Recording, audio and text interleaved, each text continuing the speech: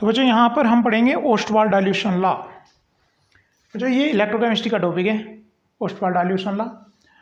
तो यहाँ पर हम इलेक्ट्रोकेमिस्ट्री में इसकी क्या इंपॉर्टेंस है और ये आपको पूरा समझ में आएगा, पूरा वीडियो फुल वीडियो देखोगे। आखिर जो साइंस है हमारी, तो जो भी लॉज आए हैं तो उनका कुछ ना कुछ यहाँ पर इम्पोर्टेंस रहती है।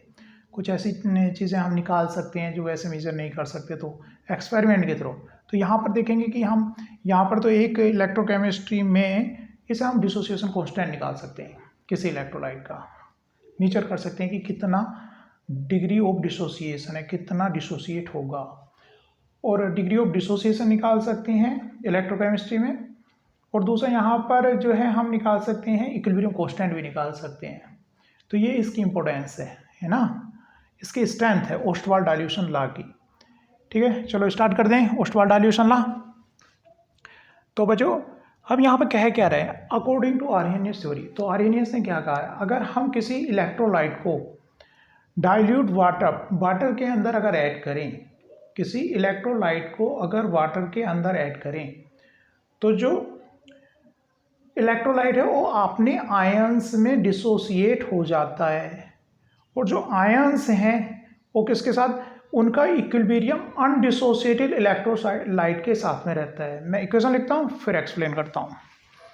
अगर सपोज कोई इलेक्ट्रोलाइट AB है, तो जैसे ही हम इलेक्ट्रोलाइट को वाटर के अंदर डालते हैं, डिसॉल्व करते हैं, तो ये अपने आयंस में ब्रेक हो जाता है, और जो आयंस हैं और जो अनडिसोसिएटेड है, जो ब्रेक नहीं हुआ, वो दोनों आपस में क्या रहते हैं, इक्विलिब्रियम में रहते हैं। तो यहाँ पर फिर से अकॉर्डिंग टू आर्हेनियस थ्योरी, ये किसके अकॉर्डिंग है, आर्हेनियस थ्योरी के अकॉर्डिंग है। ओपाइन है electrolyte dissolve in water, there is an equilibrium between ion and undissociated molecule. कहने का मतलब ये सारे के सारे मॉलिक्यूल डिसोसिएट नहीं होते। देखो आपको थोड़ा सा और अच्छे से, ये नमक है, इस नमक को हम अगर पानी में डालें तो हम क्या कह रहे हैं, पानी जो भी इलेक्ट्रोलाइट मैंने इसके पानी के अंदर डाला, तो ये इलेक्ट्रोलाइट जो है, सपोज यहाँ पर NaCl है, ये क्या हो जाता है, पानी के अंदर गया, ये अपने आयन से ब्रेक हो जाएगा। लेकिन कुछ मॉलिक्यूल इसके अनडिसोसिएटेड रहेंगे आर्हेनियस थ्योरी के अकॉर्डिंग। तो जो ये आयंस हैं और जो ये डिसोसिएट नहीं हुआ, मतलब जो अनडिसोसिएटेड है, जो ब्रेक नहीं हुआ, ये दोनों क्या रहते हैं, केमिकल आपस में इक्विलिब्रियम में रहते हैं। सिंपल यही बात है। तो यहाँ मैंने एग्जांपल NaCl का ले लिया, लेकिन रियल में ये जो ओस्टवाल डाइल्यूशन लॉ है ये वीक इलेक्ट्रोलाइट के लिए एप्लीकेबल है। तो आगे इसको सॉल्व करते हैं बच्चों। तो ये नई बात थी, आर्हेनियस ने ऐसा कहा था कि अगर हम किसी वाटर के अंदर, किसी वाटर में अगर इलेक्ट्रोलाइट को डालें, है ना, वाटर है और हमने कोई इलेक्ट्रोलाइट डाला, जैसे मान लिया वीक इलेक्ट्रोलाइट ले लेता हूँ, एसिटिक एसिड डाल दिया, तो ये अपने आयंस में ब्रेक हो जाएगा, अपने आयंस में टूट जाएगा, और कुछ इसके पार्ट जो है अनडिसोसिएटेड रहेगा, और जो डिसोसिएटेड आयंस है और अनडिसोसिएटेड है वो आपस में इक्विलिब्रियम में रहते हैं। सिंपली ये चीज़ बात हम यहाँ पे कह रहे हैं। तो देखो आगे कहानी इसकी किस तरह से बढ़ती है। ओस्टवाल ने क्या कहा, Ostwald pointed out that, Ostwald ने क्या पॉइंट आउट किया, ये जो केमिकल इक्विलिब्रियम है, ये जो इक्विलिब्रियम है, इस पे law of chemical equilibrium apply किया जा सकता है। तो ओस्टवाल ने क्या कहा बच्चों इसमें, Ostwald pointed out that, Ostwald pointed out that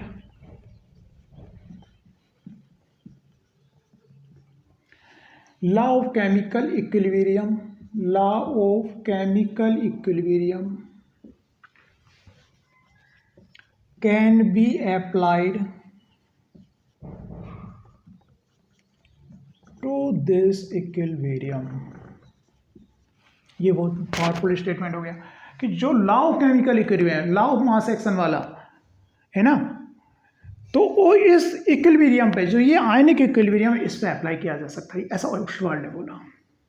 पहला हमने क्या लिखा, आर्हेनियस ने क्या कहा, अगर कोई इलेक्ट्रोलाइट डाला जाता है तो अपने आयन से ब्रेक हो जाता है, और वो आयंस जो हैं, जो अनडिसोसिएटेड इलेक्ट्रोलाइट है, उसके साथ इक्विलिब्रियम में रहते हैं।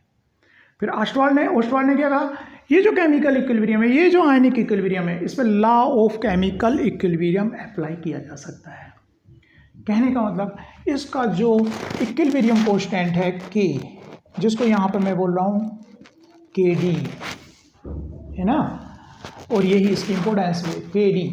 तो क्या लिखा जा सकता है बच्चों, जैसे कि हम जानते हैं किस तरह, concentration of product upon concentration of reactant. ये लॉ ऑफ मास एक्शन मतलब chemical law of chemical equilibrium इस आयनिक इक्विलिब्रियम पर भी एप्लीकेबल है, ऐसा उसको आएगा। ठीक है, ये इस पर एप्लीकेबल है। सपोज बच्चों यहाँ पर, तो अगर हम मान के चलते हैं, सपोज ये इलेक्ट्रोलाइट है ए बी और ये ए प्लस, जैसे वाटर में डालता है उसमें ब्रेक हो जाता है, अपने आप से ब्रेक हो जाता है, और ये इक्विलिब्रियम में रहता है अनडिसोसिएटेड इलेक्ट्रोलाइट। सपोज इनिशियली इसकी कंसंट्रेशन बच्चों हमने सी ली, इसको इक्वेशन 1 दे देते हैं। सपोज इसकी क्या ली, कंसंट्रेशन सी ली एट 0 कंसंट्रेशन, ये ली मोल पर लीटर एट टाइम t0 पर।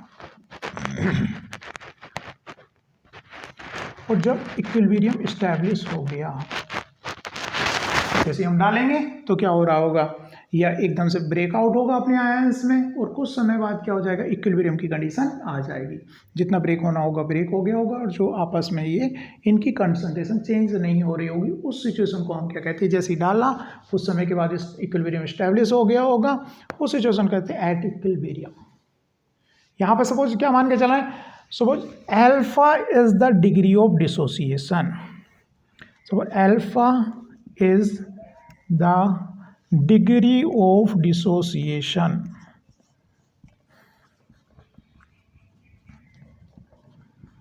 अल्फा डिग्री ऑफ डिसोसिएशन है बच्चों। डिग्री ऑफ डिसोसिएशन और कुछ नहीं, हम किसको बोलते हैं बच्चों, ये फ्रैक्शन होता है।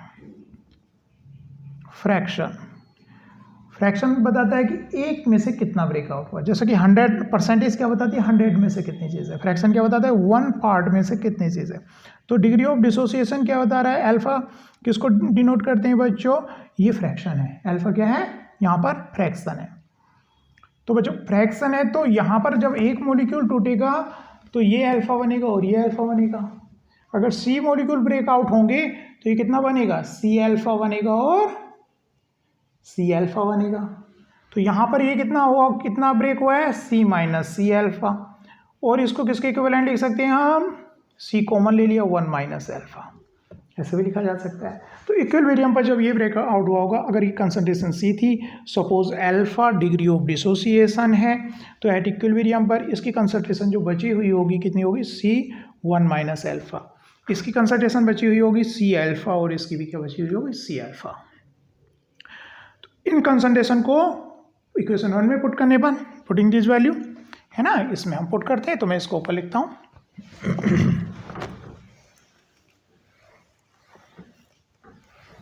तो बच्चों मेन क्या एप्लीकेशन है और किस तरह से हम ये जो इक्वेशन है इसका इक्विलिब्रियम कैलकुलेट कर सकते हैं, वो देखने वाली बात है, वो आगे एक्सप्रेशन में आएगा।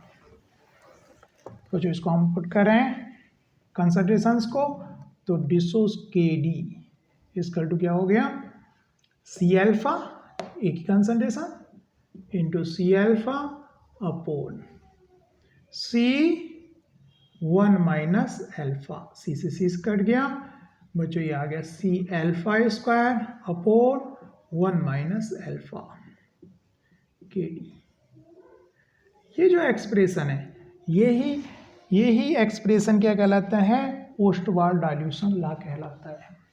अगर बच्चों हमारे पास कोई मेथड हो जिससे हम क्या अल्फा कैलकुलेट कर सकें, अल्फा निकाल सकें, जो कि हम आगे मैं बताने वाला हूँ किस तरह से अल्फा निकाल सकते हैं, तो अल्फा की वैल्यू पुट करके के डी जो क्या है बच्चों, डिसोसिएशन कांस्टेंट कैलकुलेट कर सकते हैं। ये जो इक्वेशन है इसका कितना डिसोसिएशन कांस्टेंट होगा, डिसोसिएशन कांस्टेंट है बच्चों, वो केवल टेम्परेचर पर डिपेंड करता है। कंसंट्रेशन कुछ भी हो इसकी वैल्यू तो कांस्टेंट रहती है। नाम में ही क्या आ रहा है, डिसोसिएशन कांस्टेंट, डिसोसिएशन कांस्टेंट, ये डिसोसिएशन कांस्टेंट है। तो कांस्टेंट तो बच्चों कांस्टेंट होते हैं, वो चेंज नहीं होते यहां पर। लेकिन बच्चों अल्फा की वैल्यू कंसंट्रेशन डिपेंडेंट है। Dissociation, degree of dissociation concentration dependent है। कंसंट्रेशन डाइल्यूट करते हैं तो कंसंट्रेशन डिक्रीज होती रहती है। इस एक्सप्रेशन से पता चलेगा, है ना। तो इसको हटा रहा हूँ बच्चों। तो ये निकल गया है हमारा, ये एक्सप्रेशन आ गया ओस्टवाल डाइल्यूशन लॉ का।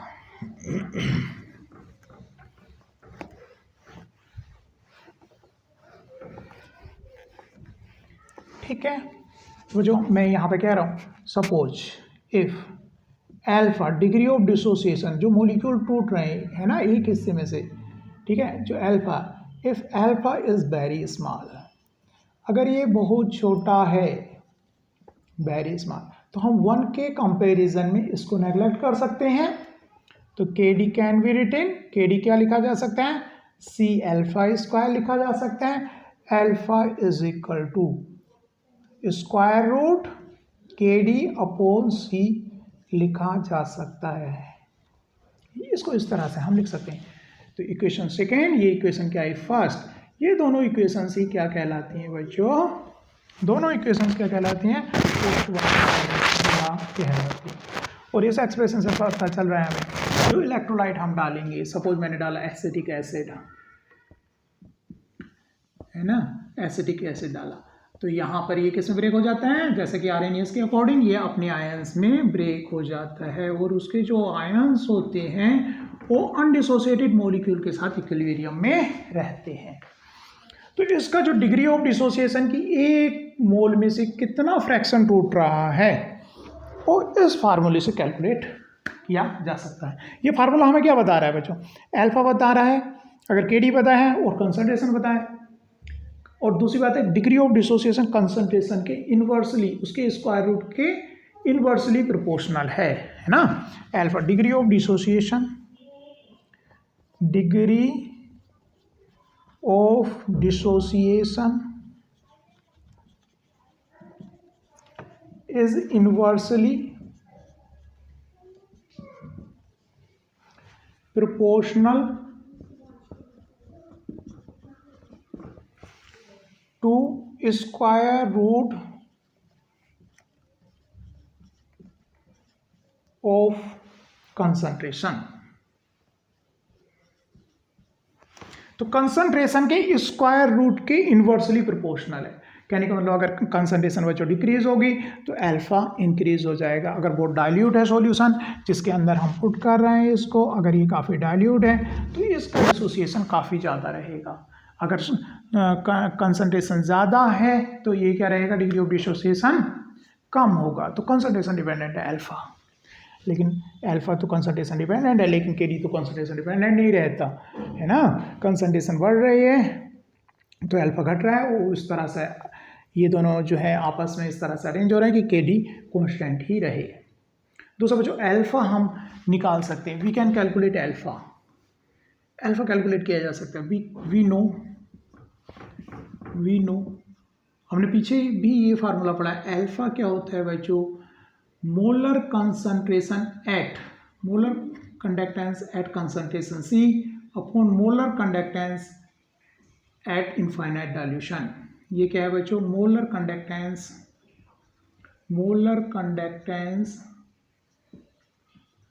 Eight infinite dilution.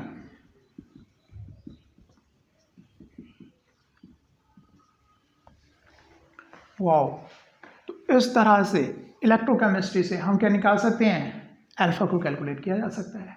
अगर बच्चों हम अल्फा निकाल सकते हैं, अल्फा कैलकुलेट कर सकते हैं, तो हम क्या निकाल सकते हैं, के डी निकाल सकते हैं, क्योंकि सी तो हमें पता है कितना हमने इलेक्ट्रोलाइट ऐड किया है, तो सी तो हमारे हाथ में है कितने मोल ऐड कर रहे हैं हम। और अल्फा इलेक्ट्रोकेमिस्ट्री से अल्फा कैलकुलेट किया जा सकता है मोलर कंडक्टेंस मेजर करके डिफरेंट कंसंट्रेशन और इनफाइनाइट डाइल्यूशन पर, तो अल्फा कैलकुलेट किया जा सकता है। और अगर अल्फा कैलकुलेट किया जा सकता है तो इक्विलिब्रियम कांस्टेंट क्या होगा इसका, इस इक्वेशन का इक्विलिब्रियम कांस्टेंट क्या होगा उसको कैलकुलेट हम कर सकते हैं। और देख भी सकते हैं डिफरेंट कंसंट्रेशंस पर कि डिफरेंट कंसंट्रेशन पर अल्फा क्या आएगा, डिफरेंट आएगा। तो डिफरेंट अल्फा को यहाँ पर रख करके देख सकते हैं कि ये के डी कहीं वेरी तो नहीं कर रहा है, ये एप्लीकेबल है ना, कांस्टेंट आ रहा है कि नहीं आ रहा, क्योंकि इक्विलिब्रियम कांस्टेंट तो क्या आना चाहिए, कांस्टेंट आना चाहिए। ठीक है, तो बच्चों इस तरह से हम इन इक्वेशंस का इक्विलिब्रियम कांस्टेंट इलेक्ट्रोकेमिस्ट्री की हेल्प से निकाल सकते हैं, क्योंकि इलेक्ट्रोकेमिस्ट्री से हम क्या निकाल सकते हैं बच्चों, अल्फा निकाल सकते हैं, और अल्फा निकल गया तो इस इक्वेशन पे अल्फा और सी हमें पता है, और इक्विलिब्रियम कांस्टेंट जो है के डी निकाला जा सकता है। तो ये स्ट्रेंथ है इलेक्ट्रोकेमिस्ट्री की। ठीक है बच्चों, तो हमने किस तरह से किया था, एक इक्वेशन लिखी थी इस तरह की, उसमें कहा था पहले आर्हेनियस ने ये बताया था, पीछे जा करके देखोगे आर्हेनियस ने ये बताया था अगर किसी इलेक्ट्रोलाइट को पानी में ऐड किया जाता है तो वो अपने आयंस में ब्रेक हो जाता है, तो जो आयंस हैं और जो अनडिसोसिएटेड मॉलिक्यूल है वो आपस में इक्विलिब्रियम में रहते हैं। फिर ओस्टवाल्ड ने कहा कि इस आयनिक इक्विलिब्रियम पे law of chemical equilibrium apply किया जा सकता है। तो हमने इक्विलिब्रियम कांस्टेंट लिखा था। फिर उसके बाद बच्चों हमने क्या कहा था, सपोज इसकी कंसंट्रेशन क्या है, सी है और अल्फा डिग्री ऑफ डिसोसिएशन है, तो एट इक्विलिब्रियम की इसकी जो कंसंट्रेशन रहेगी सी 1 माइनस अल्फा सी अल्फा और सी अल्फा रहेगी, और उसको हमने फिर यहाँ पर वैल्यू पुट की थी। इस तरह से इक्विलिब्रियम कांस्टेंट के डी हमारा आया, और फिर बाद में कहा सपोज मॉलिक्यूल इस तरह का है जिसका डिग्री ऑफ डिसोसिएशन काफ़ी कम है ना, तो 1 के कंपैरिजन में ये क्या हो जाएगा, नेग्लिजिबल हो जाएगा। तो K D equal to C alpha square, और अल्फा यहाँ से ये जो इक्वेशन है ये भी बता रही है हमें कि जो डिग्री ऑफ डिसोसिएशन है कितना टूटेगा, ये कंसंट्रेशन डिपेंडेंट है, और के इन्वर्सली प्रोपोर्शनल है किसके स्क्वायर रूट के, कंसंट्रेशन के स्क्वायर रूट के। ठीक है, तो बच्चों इसकी कुछ लिमिटेशंस हैं। तो लिमिटेशंस क्या है ओस्टवाल्ड डिस्ट्रीब्यूशन लॉ की, तो हम थोड़ी इसके लिमिटेशंस की बात करते हैं। एक तो बच्चों ये जो है लिमिटेशंस क्या है, it is applicable only for weak electrolytes. Ostwald dilution law limitations, limitation बच्चों लिमिटेशन क्या है, एक तो है it is applicable only for, it is applicable only for weak electrolytes, weak electrolytes के लिए एप्लीकेबल है, स्ट्रॉन्ग इलेक्ट्रोलाइट के लिए एप्लीकेबल नहीं है, केवल किसके लिए केवल है, वीक इलेक्ट्रोलाइट के लिए। सेकेंड लिमिटेशन इसकी क्या है, it is not applicable at higher concentration, तो ये हायर कंसंट्रेशन पर एप्लीकेबल नहीं है, not applicable at higher concentration, higher concentration पर ये एप्लीकेबल नहीं है। बच्चों इसमें इतना ही, थैंक यू।